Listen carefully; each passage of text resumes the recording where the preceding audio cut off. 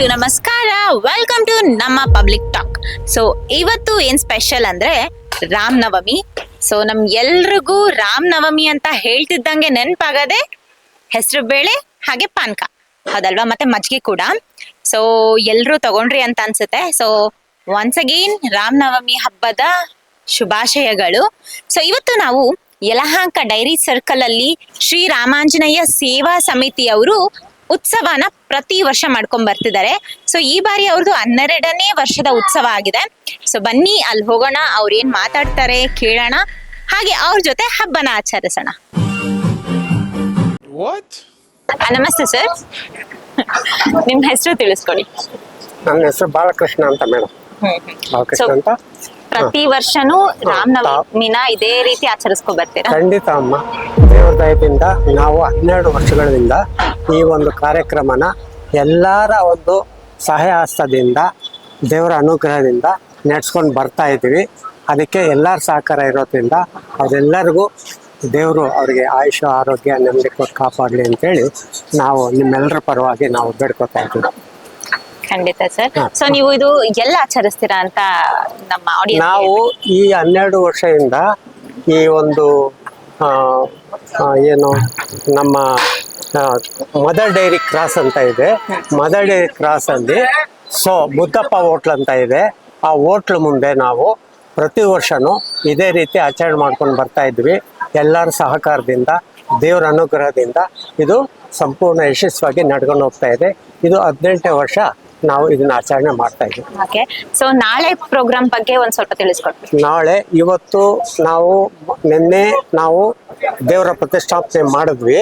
ಇವತ್ತು ನಾವು ಒಂದು 5,000 ಜನಕ್ಕೆ ಅನ್ನದಾನ ಒಂದು ಅನ್ನ ಸಂತರ್ಪಣೆ ಏರ್ಪಡ್ಕೊಂಡು ಇಟ್ಟಿದ್ವಿ. ಅದು ಸುಸೂತ್ರವಾಗಿ ಆಯಿತು. ನಾಳೆ ಬಂದು ಶ್ರೀರಾಮನವಮಿ ಪ್ರಯುಕ್ತ ಮಜ್ಜಿಗೆ, ಪಾನಕ, ಕೋಸಂಬರಿ ಮತ್ತು ಇದನ್ನೆಲ್ಲ ಒಂದು ಪ್ರಸಾದ ರೂಪದಲ್ಲಿ ಕೊಟ್ಟು ನಾವು 5 ಗಂಟೆ ಅಷ್ಟೊತ್ತಿಗೆ ನಾವು ಶ್ರೀರಾಮ ದೇವ್ರನ್ನ ಇಡೀ ನಮ್ಮ ಯಲಹಂಕ ಉಪನಗರದ ಈ ಡೈರಿ ಸರ್ಕಲಲ್ಲಿ ಆ ವಿಜೃಂಭಣೆಯಿಂದ ಮೆರವಣಿಗೆ ಮಾಡ್ತಾ ಇದ್ವಿ. ಅದಕ್ಕೆ ಎಲ್ಲರ ಸಹಕಾರನು ಕೋರ್ತಾ ಇದ್ದೀವಿ. ಖಂಡಿತ ಸರ್. ಇದು ನಮ್ಮ ಕಡೆಯಿಂದ ಚಿಕ್ಕ ಕ್ವೆಶನ್. ಸೊ ರಾಮನವಮಿ ಹಬ್ಬದ ದಿವಸ ಪಾನಕ ಮತ್ತೆ ಕೋಸಂಬರಿ ಏನಕ್ಕೆ ವಿಶೇಷವಾಗಿ ಮಾಡ್ತಾರೆ? ಇದು ಏನಕ್ಕೆ ಅಂತಂದಾಗ ನನಗೆ ಗೊತ್ತಿರೋಂಥ ವಿಚಾರದಲ್ಲಿ ಈ ಒಂದು ಈ ಬೇಸಿಗೆ ಕಾಲ ಮತ್ತು ಶ್ರೀರಾಮನವಮಿ ಎರಡೂ ಒಟ್ಟಿಗೆ ಬರೋದ್ರಿಂದ ಈ ಒಂದು ಪಾನಕ, ಮಜ್ಜಿಗೆ ಮತ್ತು ಕೋಸಂಬರಿನ ಕೊಟ್ಟಾಗ ಆ ಒಂದು ಜನಗಳ ಒಂದು ದಣಿವು ಮತ್ತೆ ಪ್ರಸಾರ ರೂಪದಲ್ಲಿ ನಾವು ಇದನ್ನು ಕೊಡೋದ್ರಿಂದ ಅವರ ಮನಸ್ಸಿಗೆ ಸಂತೃಪ್ತಿ ಆಗುತ್ತೆ ಅಂತೇಳಿ ನಾವು ಇದನ್ನ ಕೊಡ್ತಾ ಇದ್ದೀವಿ. ಕಾರಣಕ್ಕೋಸ್ಕರ ಪಾನಕ ಮತ್ತೆ ಕೋಸಂಬರಿ. ಸೊ ಇದು ಎಲ್ಲಾ ಕಡೆನೂ ಕೊಡ್ತಾರೆ. ಖಂಡಿತ ಖಂಡಿತ ಮೇಡಮ್, ಖಂಡಿತ. Okay sir. ಸೊ ರಾಮನವಮಿ ಯಾಕೆ ಆಚರಿಸ್ತಾರೆ, ಏನ್ ವಿಶೇಷ ಸರ್? ಶ್ರೀರಾಮನವಮಿ ಅಂತಂದ್ರೆ ಶ್ರೀರಾಮ ವನವಾಸದಿಂದ ಬಂದಂತ ವನವಾಸ ಮುಗಿಸಿ, ನನಗೆ ಗೊತ್ತಿರೋ ಪ್ರಕಾರ ವನವಾಸ ಮುಗಿಸಿ ಬಂದಂತ ಮೊದಲನೇ ದಿವಸನ ನಾವು ಶ್ರೀರಾಮನವಮಿ ಅಂತೇಳಿ ಆಚರಣೆ ಮಾಡ್ತಾ ಇದ್ದೀವಿ ಅಂತೇಳಿ ನಮ್ಮ ಹಿರಿಯರು ಹೇಳ್ತಾ ಇದ್ರು. ಅದನ್ನ ತಮ್ಗೆ ಹೇಳ್ತಾ ಇದ್ದೀನಿ, ಅದು ಸತ್ಯ. ಸೊ ಶ್ರೀರಾಮ ಅವರು ಹುಟ್ಟಿದ್ದು ಬಂದು ಅಯೋಧ್ಯೆ ಅದು ಎಲ್ರಿಗೂ ಗೊತ್ತೆ. Okay sir, thank you so much. ನಿಮ್ಮ ಹತ್ರ ಮಾತಾಡಿ ತುಂಬಾನೇ ಖುಷಿ ಆಯ್ತು. ಸೊ ಇದೇ ರೀತಿ ಪ್ರತಿ ವರ್ಷನೂ ಆಚರಿಸ್ಕೊಂಡು ಹೋಗಿ ನಮ್ಮ ಸಂಸ್ಕೃತಿಯನ್ನ ಹಂಗೆ ಬೆಳೆಸ್ಕೊಂಡು ಹೋಗಿ ಅಂತ ಕೇಳ್ಕೊತೀನಿ. ತಮ್ಗೆ ನಮ್ಮ ಒಂದು ಶ್ರೀರಾಮ ಸೇವಾ ಸಮಿತಿ, ಆಂಜನೇಯ ಸೇವಾ ಸಮಿತಿಯಿಂದ ನೀವು ಬಂದು ಈ ಒಂದು ಉತ್ಸವನ್ನ ನಮ್ಮ ಮುಖಾಂತರ ತಿಳ್ಕೊಂಡು ನಮಗೆ ಕೆಲವು ಸಲಹೆಗಳನ್ನು ಕೊಟ್ಟು ನೀವು ಇದನ್ನು ಕೊಟ್ಟಿರೋದ್ರಿಂದ ನಮ್ಮೆಲ್ಲ ಸಮಿತಿ ಪರವಾಗಿ ನಿಮಗೆ ಅನಂತ ವಂದನೆಗಳು. ಜೈ ಶ್ರೀರಾಮ್. ಸೊ ರಾಮನ್ ಬಗ್ಗೆ ಕೆಲವು ಕ್ವೆಶ್ಚನ್ಸ್ ಕೇಳ್ತೀನಿ, ಆನ್ಸರ್ ಮಾಡಿ. ಎಲ್ಲ ತುಂಬಾ ಹೇಳ್ಬೇಡಿ, ಯಾರು ಗೊತ್ತಿದೆ ಕೈ ಎತ್ತಿ. ಅದು ಬೆಸ್ಟ್ ಕೆಲಸ. ಅದು ನಾನು ಎತ್ತೋದಿಲ್ಲ, ಸುಮ್ಮನೆ ಬಿಡಬೇಡ. ಹೇಳು. ಕ್ವೆಶ್ಚನ್ ಕೇಳ್ತೀನಿ. ರಾಮನವಮಿನ ಯಾಕೆ ಆಚರಿಸ್ತಾರೆ? ಯಾರು ಹೇಳ್ತೀರಾ ಕೈ ಎತ್ತಿ. ಇದ್ರ ಬಗ್ಗೆ ನಮ್ಗೆ ಗೊತ್ತಿಲ್ಲ. ರಾಮ ಯುದ್ಧ ಮಾಡಿ ಬಂದು ಪಟ್ಟಾಭಿಷೇಕ ಮಾಡಿದಾಗ ಅವಾಗಲೇ ಹೇಳಿದ್ನಲ್ಲ ನಾನು. ಅಲ್ಲ. ಸೊ ಶ್ರೀರಾಮನವಮಿ ಯಾಕೆ ಆಚರಣೆ ಮಾಡ್ತಾರೆ ಅಂತಂದ್ರೆ, ನಮಗೆ ಹಿರಿಯರು ಮತ್ತು ನಮಗೆ ಗೊತ್ತಿರೋ ಪ್ರಕಾರ ಶ್ರೀರಾಮ 12 ವರ್ಷ 14 ವರ್ಷ ವನವಾಸ ಮುಗಿಸ್ಕೊಂಡು ಬಂದ ಮೊದಲನೇ ದಿವಸನ ಶ್ರೀರಾಮಿಯಾಗಿ ನಾವು ಆಚರಣೆ ಮಾಡಿ ಆ ವಿಜೃಂಭಣೆಯಿಂದ ಎಲ್ಲರಿಗೂ ಪಾನಕ, ಮಜ್ಜಿಗೆ, ಕೋಸಂಬರಿ ವಿತರಣೆ ಮಾಡಿ ಅವರ ಹಬ್ಬವನ್ನು ಅದ್ದೂರಿಯಿಂದ ಆಚರಣೆ ಮಾಡ್ತೀವಿ. ಸರಿ. ರಾಮ ಅವರು ಹುಟ್ಟಿದ್ದು ಯಾವಾಗ? ಯಾರು ಗೊತ್ತು? ಹಂಗೆ ಗೆಸ್ ತಗೊಳ್ಳಿ, ಹೋಗಿ ಕರೆಕ್ಟ್ ಆಗಿ ಇರ್ಬೇಕಂತ ಏನಿಲ್ಲ, ಗೆಸ್ ಮಾಡಿ. ಕ್ರೇತಯುಗ. ಬೇರೆ ಯಾರು ಗೊತ್ತಾ? ಜಸ್ಟ್ ಗೆಸ್ ಮಾಡಿ. ಯಾವ history? ದ್ವಾಪರ ಯುಗ ಇರ್ಬೇಕು. ಕಮೆಂಟ್ ಮಾಡಿ ನಿಮ್ಗೆ ಗೊತ್ತಿದೆ. ಸೊ ನಿಮ್ಗೆ ಏನಾದ್ರು ಗೊತ್ತಿತ್ತು ಅನ್ಸತ್ತೆ ಕಮೆಂಟ್ ಮಾಡಿ. ಹುಟ್ಟಿದ್ ಬಂದು 5114 BC. 5114 BC. ಆಯ್ತು ಸರ್, Okay. ಅಷ್ಟೇ ನಾವು ಹೇಳೋದು. BC. Last question. ನಾವು ಕಲಿಬೇಕಾಗಿರೋ ಗುಣಗಳು. ಸೊ ಎಲ್ರು ಒಂದೊಂದು ಗುಣಗಳನ್ನ ಹೇಳಿ, ಓಕೆನಾ? ಜಸ್ಟ್ ರಾಮ ಬಂದು ಮೊದಲನೇದಾಗಿ ಅವನು ಪತ್ನಿ ವ್ರತಸ್ಥ ಮತ್ತು ಯಾವತ್ತೂ ಸಹ ಅವನ ಜೀವನದಲ್ಲಿ ಒಂದು ದಿವಸನೂ ಸುಳ್ಳನ್ನು ಆಡಿದ್ದಿಲ್ಲ.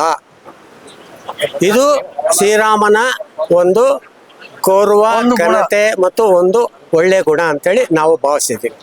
Okay, so next. ಏನೇನು ಹೇಳಿ ಶ್ರೀರಾಮನ ಬಗ್ಗೆ.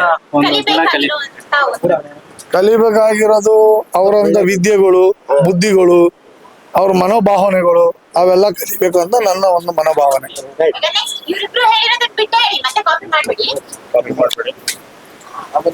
ತಂದೆ ಮಾತನ್ನು ತಪ್ಪದೆ ನೆರವೇರಿಸಿದ ರಾಮ. ತಂದೆ ಮಾತನ್ನು ತಪ್ಪದೆ ಏನು ವಾಕ್ಯ ಪರಿಪಾಲನೆ ಮಾಡಿರುವಂತ ಸತ್ಯವಾದ ರಾಮ ಅಂತ ನಾವು ಅನ್ಕೊಳ್ತೀವಿ. ಇವತ್ತು ರಾಮನ ಕಲಿಬೇಕಾದ ಗುಣ ಅಂದ್ರೆ ಹೇಳಿ ಸರ್, ಪರವಾಗಿಲ್ಲ. ಶ್ರೀರಾಮ್ ಅಂತಾನೆ. ಹೇಳಿ ಸರ್, ರಾಮನಿಂದ ತುಂಬಾ ವಿಷಯಗಳನ್ನ ನಾವು ಕಲಿಬೇಕಲ್ವಾ? ಯಾವ್ದಾದ್ರು ಒಂದು ಹೇಳಿ, ಇವ್ರು ಹೇಳಿರೋದ್ ಬಿಟ್ಟು. ಅಂದ್ರೆ ಗೌರವ. ಈಗ ಅಂದ್ರೆ ರಾವಣ ಕೂಡ ಇದ್ ಮಾಡಿದ್ರು, ಅಪಹರಣ ಮಾಡಿದ್ರು. ಅಂದು ಕೂಡ ಬ್ರಾಹ್ಮಣ ಶ್ರೇಷ್ಠ. ಸೊ ಆತಂಗೆ ಆ ಗೌರವ ಇತ್ತು. ಅವನು ಇರ್ಬಹುದು, ಯಾರು ಅಗೇನ್ಸ್ಟ್ ಇರ್ಬೋದು, ಅಂದು ಕೂಡ ಹೋಗಿ ಅವನ ಹತ್ರ ಇದು ಯುದ್ಧಕ್ಕೆ ಕಟ್ಸ್ಕೊಂಬಂದ ಯಾರು ರಾಮ. ಸೊ ಆ ಗೌರವ ಇರ್ಬೇಕು ಅಷ್ಟೇ. ತಂದೆ ಮತ್ತು ಅಣ್ಣನ ಮಾತನ್ನು ಯಾವತ್ತು ತಿರಸ್ಕರಿಸಿದ್ದೀರಾ, ಆ ಪಾಲನೆ ಮಾಡೋಂಥ ಮೊದಲನೇ ಎಲ್ಲಾ ಯುಗಗಳಲ್ಲಿ ಮೊದಲನೇ ವ್ಯಕ್ತಿ ಅನ್ಸ್ಕೊಳ್ತಾನೆ Shri Rama. Thank you sir. Sir ನೀವು ರಾಮನ್ ಮತ್ತೆ ಯಾರಾದ್ರೂ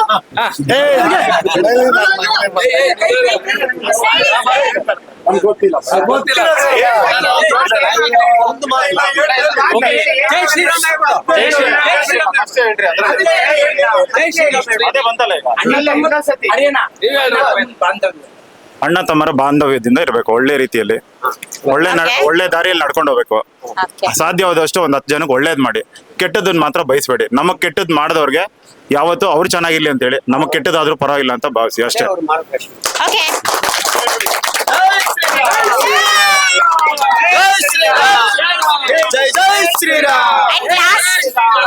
ಓಕೆ, ಕೊನೆಯದಾಗಿ ಸೊ ತುಂಬಾ ವರ್ಷಗಳ ನಂತರ ಅಯೋಧ್ಯೆಯಲ್ಲಿ ರಾಮ ಮಂದಿರ ನಿರ್ಮಾಣ ಆಯ್ತು. ಎಷ್ಟು ಖುಷಿ ಇದೆ ನಿಮ್ಗೆಲ್ಲ? ತುಂಬಾ ಖುಷಿ ಇದೆ. ಮರೆಯಲಾಗದ ದಿನ ಅದು ರಾಮ. ಮರೆಯಲಾಗದ ದಿನ. ಇಡೀ ಪ್ರಪಂಚದಲ್ಲಿ ಅಯೋಧ್ಯೆ ಅಂತ ಒಂದು ನಗರವನ್ನು ಸ್ಥಾಪಿಸಿ ನಮ್ಮ ಇಡೀ ಒಂದು ಹಿಂದೂ ಜನಾಂಗಕ್ಕೆ ಆ ದೇವಸ್ಥಾನ ಕಟ್ಟಿ ಇಡೀ ಪ್ರಪಂಚ ನೋಡುವಂತ ಒಂದು ಮಟ್ಟಕ್ಕೆ ಆ ದೇವಸ್ಥಾನನ ನಮ್ಮ ಸನ್ಮಾನ್ಯ ಶ್ರೀ ನರೇಂದ್ರ ಮೋದಿ ಅವರು ಕಟ್ಟಿ ಇಡೀ ವಿಶ್ವಕ್ಕೆ ಮಾದರಿಯಾಗಿ ನಮ್ಮೆಲ್ಲರಿಗೂ ಹಿಂದೂ ಸಂಸ್ಕೃತಿಯನ್ನ ಒಂದು ಒಳ್ಳೆ ರೀತಿಯಲ್ಲಿ ಆಚರಣೆ ಮಾಡಿ ಅಂತೇಳಿ ನಮ್ಮ ಆ ಒಂದು ಮಂದಿರವನ್ನು ಕಟ್ಕೊಟ್ಟಿದ್ದಾರೆ. ಅವರಿಗೆ ನಮ್ಮೆಲ್ಲ ಹಿಂದೂಗಳ ಪರವಾಗಿ ಈ ಶ್ರೀಮಾನ್ ಮೋದಿಜಿ ಅವರಿಗೆ ಜೈ. Thank you, thank you. ಇಡೀ ಪ್ರಪಂಚದ ರಾಜ ಅಂದ್ಮೇಲೆ ಒಂದು ದೇವಸ್ಥಾನ ಕಟ್ಟಕ್ಕೆ 10 ವರ್ಷ ಬೇಕು. ಅವಾಗ ಎಲ್ಲರೂ ರಾಜಧೀರ್ ಮಾಡ್ತಿದ್ರು. ಇವಾಗ ಮೋದಿ ಅನ್ನೋರು ಒಬ್ರೇ ಮಾಡಿರೋದು ಇಂತ ಒಂದು ಒಳ್ಳೆ ಕೆಲಸ ಅಂದ್ರೆ ಇದೊಂದೇ ನಮಗ್ ಗೊತ್ತಿರೋದು ಪ್ರಪಂಚದಲ್ಲಿ.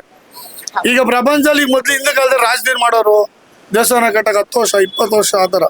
ಅಂತದ್ರಲ್ಲಿ ಜಲ್ದಿ ಅಯೋಧ್ಯೆಯನ್ನ ಕಟ್ಟಿ ಕೊಟ್ಟಂತ ವ್ಯಕ್ತಿ ಅಂದ್ರೆ ಇವರೊಬ್ರೆ. ಇಡೀ ಪ್ರಪಂಚದಲ್ಲಿ ಒಂದು ಆ ದೇವಸ್ಥಾನ ಮಾಡಿದಂತ ಏಕೈಕ ವ್ಯಕ್ತಿ ಎಂದರೆ ಶ್ರೀಮಾನ್ ನರೇಂದ್ರ. ಅದರಲ್ಲೂ ಸ್ವಲ್ಪ ದಿನ ನಡೀತು, ಜಗಳ ನಡೀತು, ಯುದ್ಧ ನಡೀತು, ಕಿತ್ತಾಡಿದ್ರು.